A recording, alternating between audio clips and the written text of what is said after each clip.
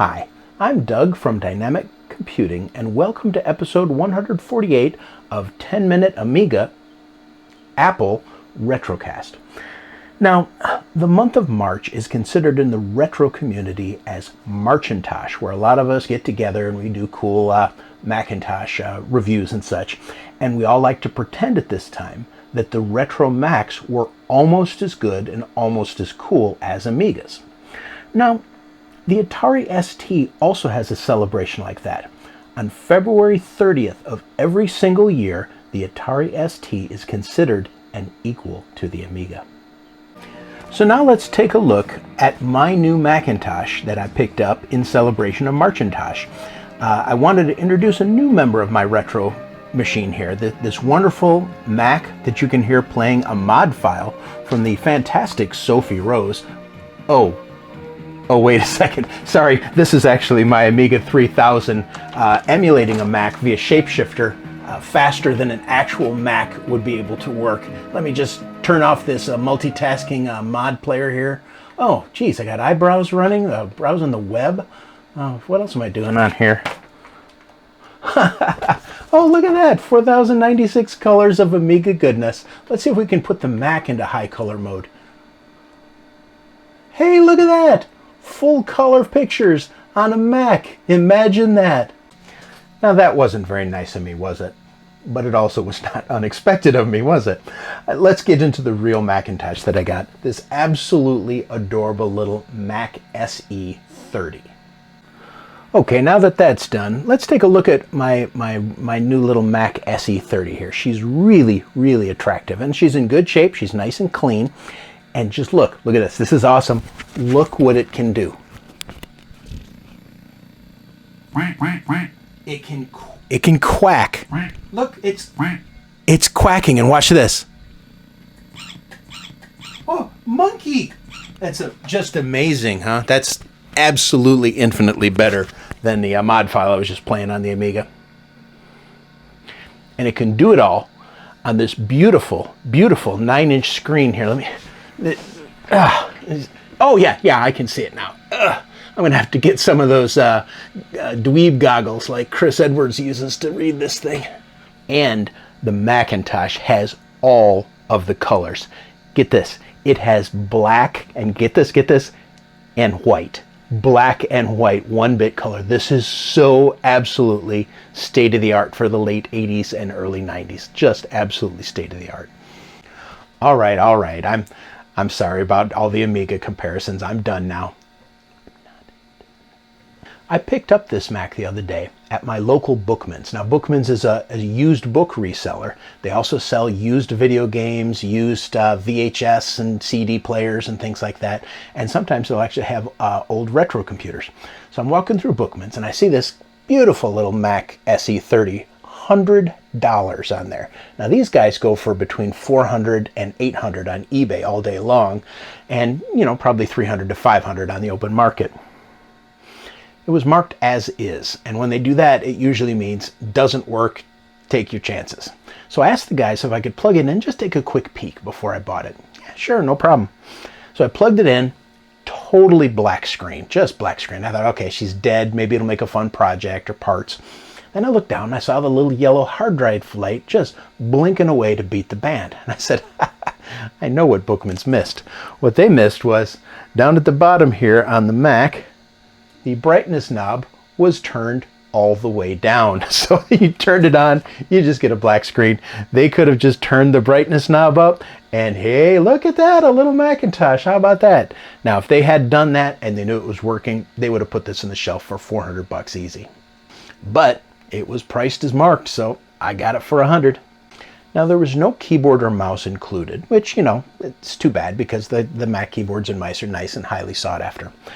But I have an old Power Mac, one of the clones from the early to mid 2000s in my shed.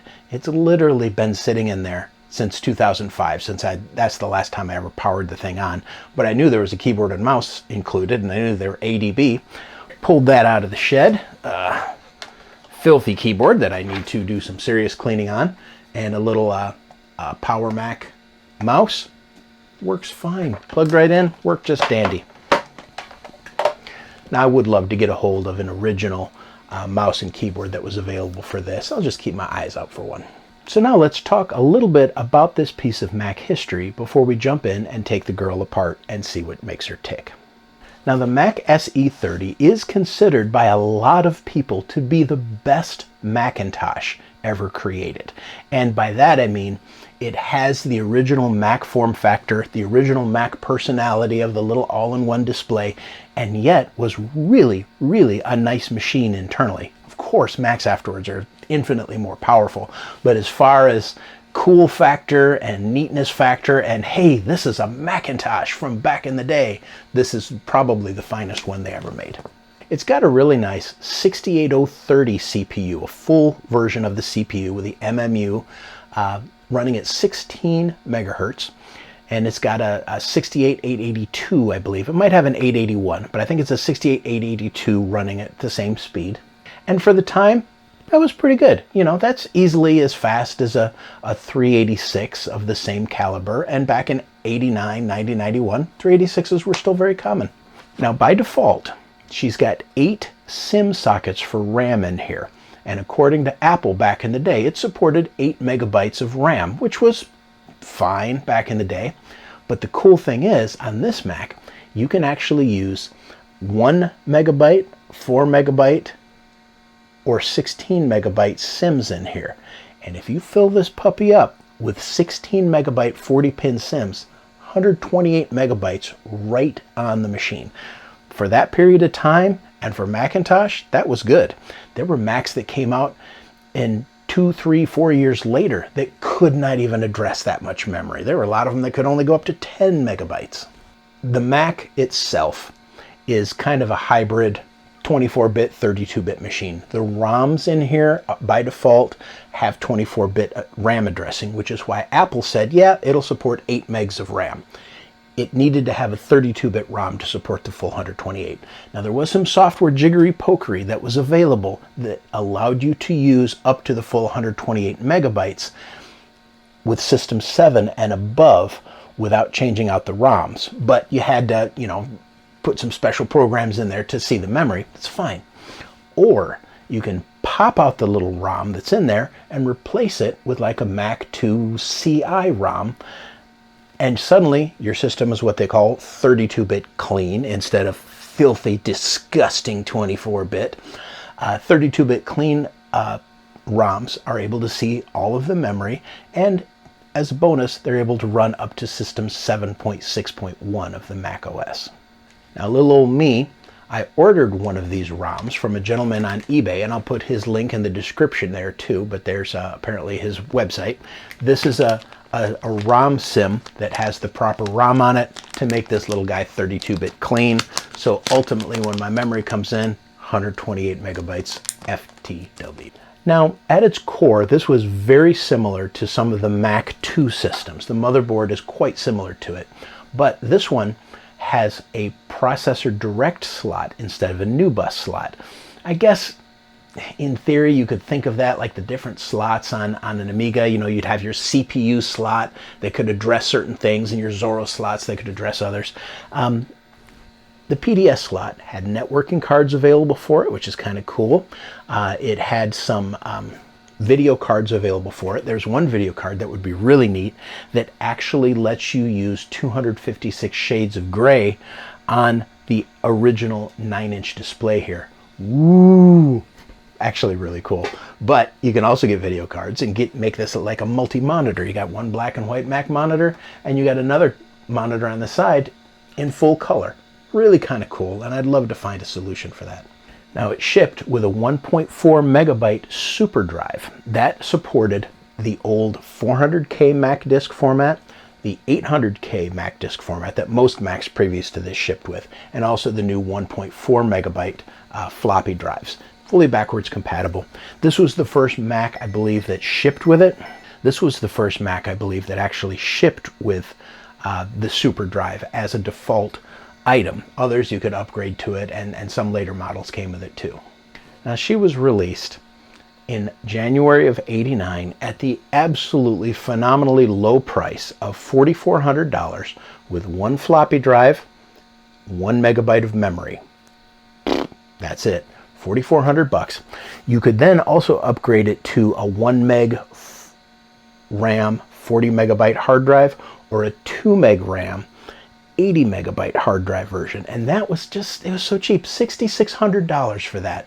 Now some of the competitors maybe at the same time frame possibly offered a little better deal, more powerful system, 10 times as powerful for a fraction of the cost, but we won't get into that.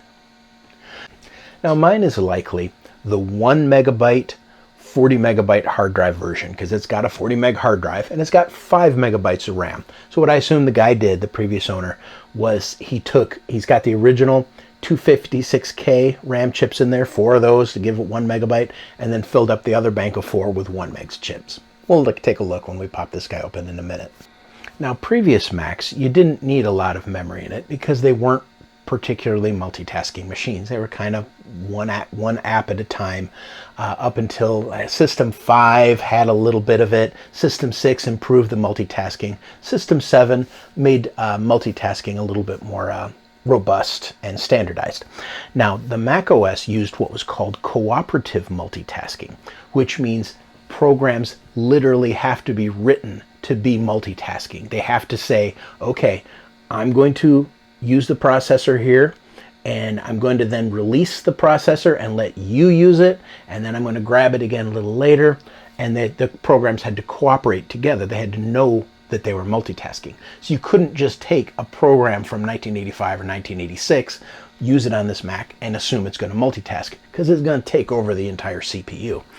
Now compare that with preemptive multitasking that other manufacturers used since like 1985, and that all programs in theory can multitask because the operating system takes care of it. You know, that you're getting some resources. Oh, now you want them. You're getting some resources. You're getting some resources. And then you don't have to specifically code your programs to multitask. They'll just share it because the operating system allows that. Now, eventually, everyone shifted to preemptive multitasking. Mac OS did in the mid to late 90s. Windows NT introduced real preemptive multitasking, you know, again in the mid 90s, like 95, 96. Other hardware manufacturers, they had full preemptive multitasking a full decade before, but we won't get into that. We don't want to make the Mac feel bad. Now my new little guy here, she came with System 7 already on board here, System 7.0, which is kind of cool. And she came with 5 megabytes of RAM loaded. Like I said, it's probably 1 meg of 256K sims and 4 megs of 1 meg sims. But we'll pop it open in a bit and take a look. She also had just a little bit of software still loaded on here. Now one thing it had were the old Quicken files from the actual original owner, who from a little research I think might have been a lawyer, and I think may have been located in Colorado. Now obviously I'm not going to open these and show you because these are their checking accounts, but you know, I'm all for privacy. But if you sell or donate a computer and you just leave this stuff on here, hey, you know, I'm going to take a look at it and see what kind of stuff you had. Now this also had WordPerfect 2.1 and WordPerfect 1.5 on here. And the WordPerfect program was actually quite nice on here. I've been playing with this quite a bit, and it does a really good job.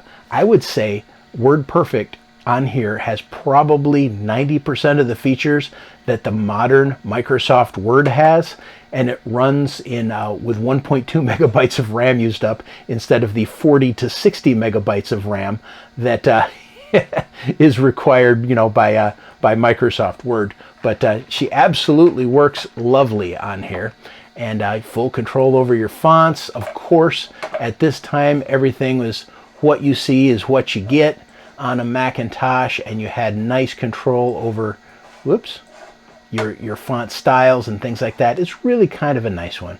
Chicago font, yep, really kind of a good program.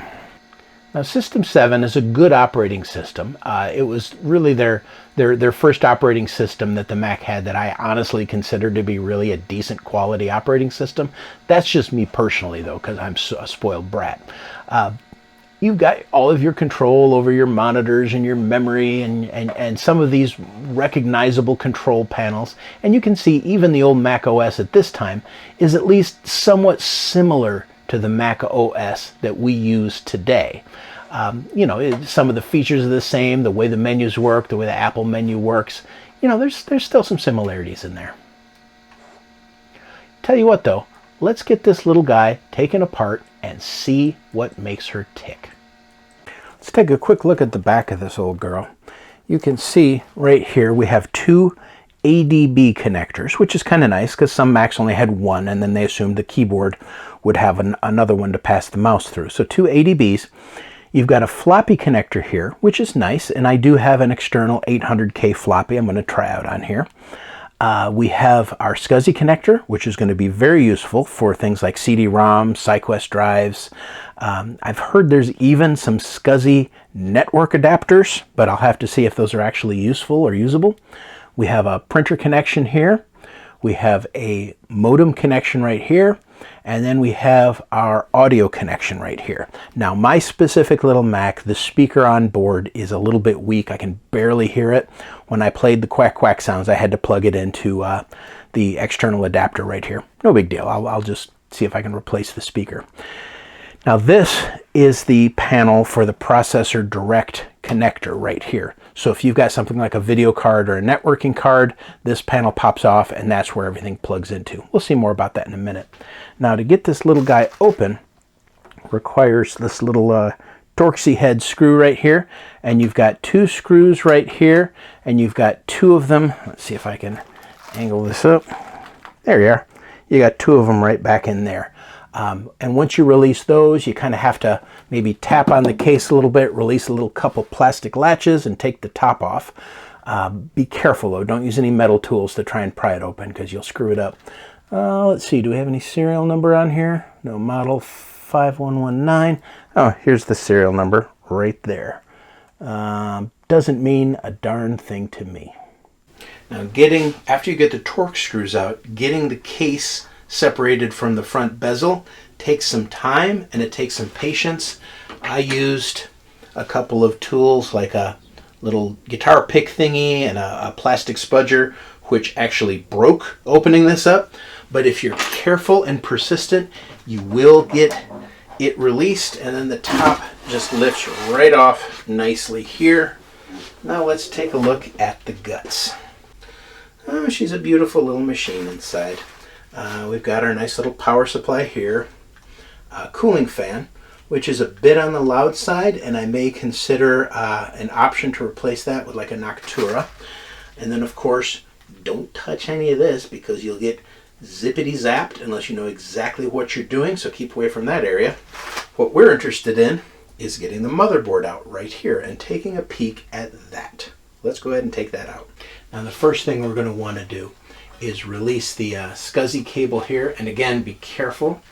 You're probably not going to get zapped by anything on here with it just open like this, but you also don't want to hit it quickly and then break the fragile glass tube that's right there. That would be bad. So we're going to release the floppy cable next. And of course they're going to make that difficult because it's underneath. Now we also have to release the power connector that's connected from the power supply to the motherboard. And I think that's going to be easier to get to if I take off this little PDS expansion cover right here, because my hands just don't quite fit in there. So we'll take this off, set this aside so we can remember to forget to put that on later. And yeah, and then we have a little better access to the power connector. Let's take a look at what we have here. We've got a 40 megabyte SCSI drive. You see it says 40S right there. Probably going to be some kind of quantum. It is a quantum. And they're mounted upside down, which is interesting. That's fine. I guess all the data bits are backwards then because the drive's upside down. And then we'll have the floppy under here. And the motherboard is right here, and this should just slide out neatly. Let's take it a look. Nice clean little motherboard actually. Now this we need to take care of quickly. This is not like the Varda batteries on the computer that shall not be named, the Superior computer, where these, they either explode tremendously and destroy everything, or they're fine after 30 years. That just seems to be, it's either A or B. They either blow up completely or they're perfectly good and actually still hold a charge. Now mine looks like physically it's in good shape, but of course I'll be replacing that battery. Here we have our 16 megahertz 68030 CPU. We have our 16 megahertz 68882 math coprocessor, which is nice. Some little logic chips. This is the processor direct slot, which is different than the new bus slot, of course. This is what's going to give us control, adding video cards and other accessories and things like that. You've got a floppy controller, SCSI controller headers, power headers. That's probably an LED or the speaker header right there. So it's pretty clean board. Here we've got our memory. Again, we're going to have 4 of these are 256K chips. 4 of them are 1 meg chips. I believe I have some 1 meg chips that I'll probably put in here today just to test it out. But we're going to want to recap this little guy too. This uses the capacitors that are notorious for leaking over time. And it's fine because they're rated for, 7 to 10 years and they're 30 years old, so they're doing what they're supposed to do. They did what they were supposed to do for the time they're supposed to do it. But these need to come out and these need to be replaced with new caps. Now, I might chew on whether I'm going to do it myself. I do have the capacitors, and this one looks pretty simple. There's only 1, 2, 3, 4, 5, 6, 7, 8, 9 capacitors to replace. Not like the 30 of them that might be in an Amiga or something like that. Now, as far as damage, yeah, I think there's a little bit of spillage down in here. If you look here, look how dusty the board is in some places. See how that dust just comes up? And then right around the capacitors, no dust at all. That makes me think, okay, what's the reason that area is clean there? Well, maybe because goo is spewing out of there, and we need to take care of that sooner rather than later. Now here we have the actual ROM chip, which is kind of cool, that it looks like it's just a little SIM card here, and a lot of people think that that's RAM. But what I'll do is I'll just take this little guy out right now and replace it with my new 32-bit clean ROM. Might as well. Ta-da! 512K, ROM A, SIM, ROM C, yep, all kinds of fun stuff in there. Just take out our new one. See, nice little programmable chips on there. And in theory, we've just gone from a 24-bit dirty system to 32-bit clean system, just like that. That's kind of cool, actually. Yes, the capacitors have spewed their evil across the board. You can see it. Oh yeah, look at that. Look at that around those caps right there. That is pure evil that has spewed out of those caps and will slowly be eating away. So while I've got this out, I'm at least going to clean that off with some good vinegar. Oh yeah, you can see that right there too. That's nasty. Now again, the system boots okay, so it has not destroyed anything yet, but it certainly will, and if I left this alone, it'd probably be non-functional within a year or so. So I am going to recap this guy right away. So we've learned a few things here. Number one, we've learned that the caps are spewing their evil goo all over the place, and she has to be recapped. I'm thinking, gee, Doug, you can recap it yourself. And I'm thinking, don't, Doug, don't. No, I'm a very capable person, but when it comes to recapping, it's not my thing. I think I'm going to send it to my pal, Frank, at retrorewind.ca. He does a fantastic job for a very reasonable price. So he'll be getting a surprise Mac SE motherboard in the mail here in a couple of days, I think. What else are we going to do to it? Well, we've already put the 32-bit clean ROM in there. So now in theory, it will see up to 128 megabytes of RAM. Now I did find a source online that sells brand new RAM chips specifically for the Mac SE is what they sell it for. And I'll put the link in the description. 12 bucks a chip, so $88 for 128 megabytes of RAM. Not the worst deal in the world. What am I going to do with all that RAM in there? I don't know. Have fun with it. I'm also going to upgrade it with a new hard drive. That 40 megabyte SCSI drive that's in there, that's just not going to cut it. You know, I'm surprised it still spins up and doesn't, you know, blow up and have head crashes all over the place. I'm going to replace it with probably a blue SCSI.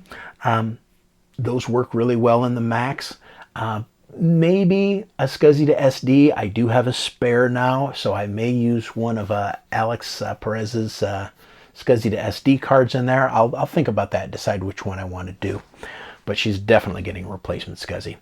I'll take apart the floppy drive, give that a good cleaning and lubing. Those things can cause problems over the years, although this one seems to work okay. I formatted a disk and it seems to work okay, but they can get flaky. Now, I also ordered a nice 7.6 CD off of eBay.